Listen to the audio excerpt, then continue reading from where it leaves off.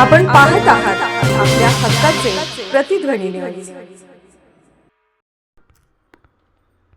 मिरजेत राजकीय खळबळ. माजी नगरसेवक जमील बागवान यांचा आमदार इद्रिस नायकवडींवर गंभीर आरोप. नायकवडी यांनी आमदारकीचा राजीनामा द्यावा, ते ढोंगी आहेत, खोटारडे आहेत. जमील बागवान यांचा आरोप. मिरज शहरातील राजकारणात शनिवारी मोठी खळबळ उडाली असून राष्ट्रवादी काँग्रेस अजित पवार गटचे माजी नगरसेवक व शहर जिल्हा कार्याध्यक्ष जमील बागवान यांनी आमदार इद्रिस नायकवडी यांच्यावर थेट आणि गंभीर आरोप केले आहेत.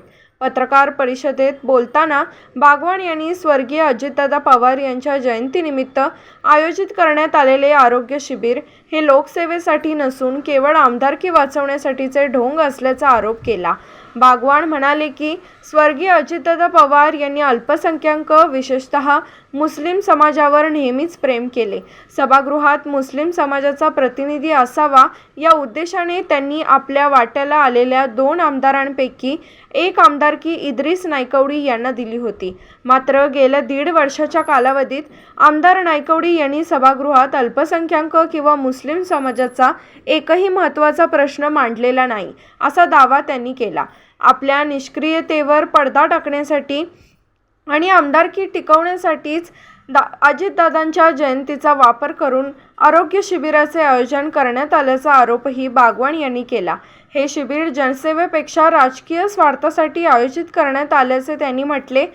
त्यावेळी त्यांनी लवकरच पक्षाच्या काही पदाधिकाऱ्यांसह वरिष्ठ नेत्यांची भेट घेऊन आमदार इद्रिस नायकवडी यांच्या राजीनाम्याची मागणी करणार असल्याची माहिती दिली.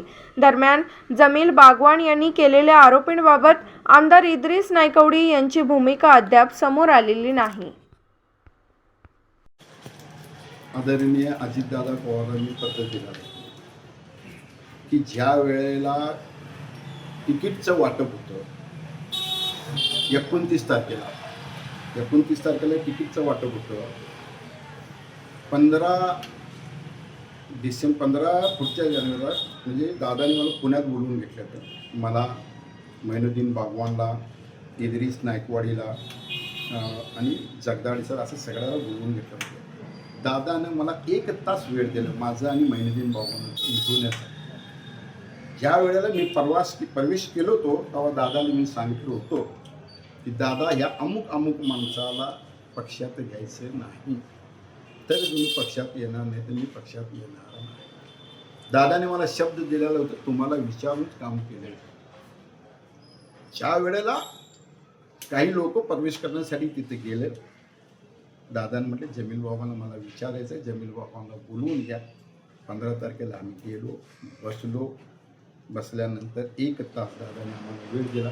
मैनुद्दीन बागवान, मी, इद्रिस नायकवाडी, निशिकांत दादा 4 जण बसलो आणि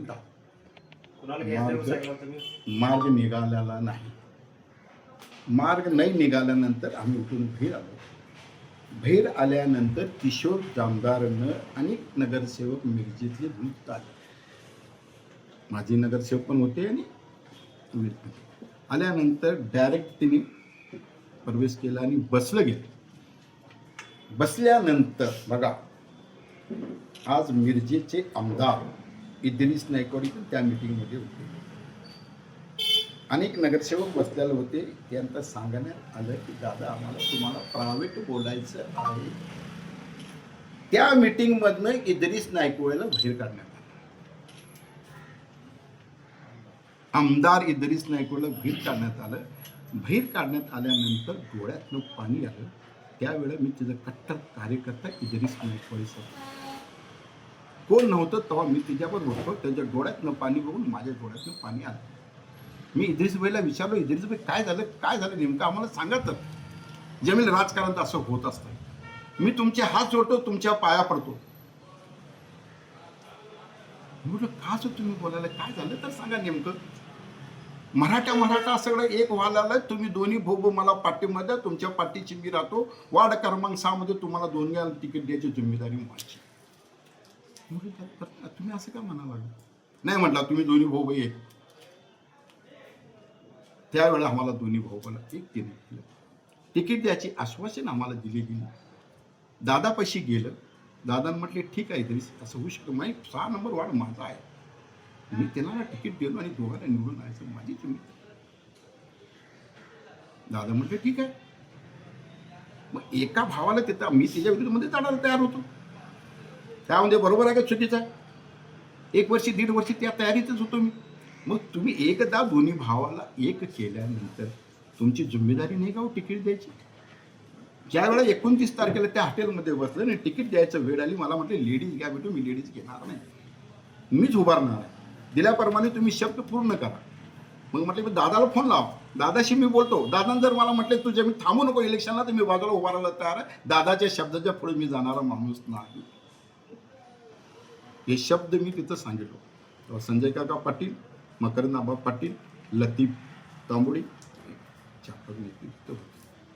मग मला म्हटलं 1 तासानंतर फोन लावतो. माझ्यासमोर त्याने फोन लावले दादाला, फोन लागला नाही, फोन उचललं गेलं नाही. मला म्हटले 1 तासाने तुम्हाला बोल. म्हटलं ठीक आहे.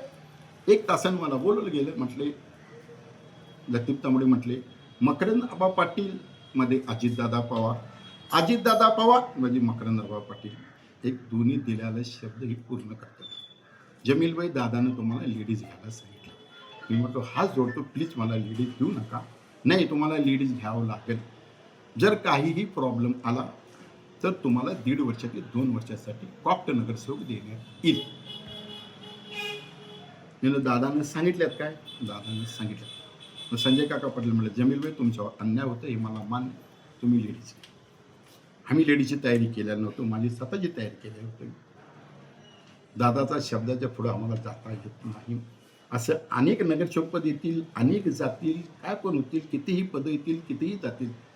मात्र तो अजितदादा आमचा नेता आहे. माझ्यासारख्या अल्पसंख्याक कार्याध्यक्षपदी एवढी मोठी जबाबदारी दिली. हे नगरसेवक आणि दादा राहिले असे याच्यापेक्षा मला मोठं पद मिळालं. तर दादाच नाही तर सांगायचं काय? सांगायचं कोणाला आणि मागायला कोणापेक्षा?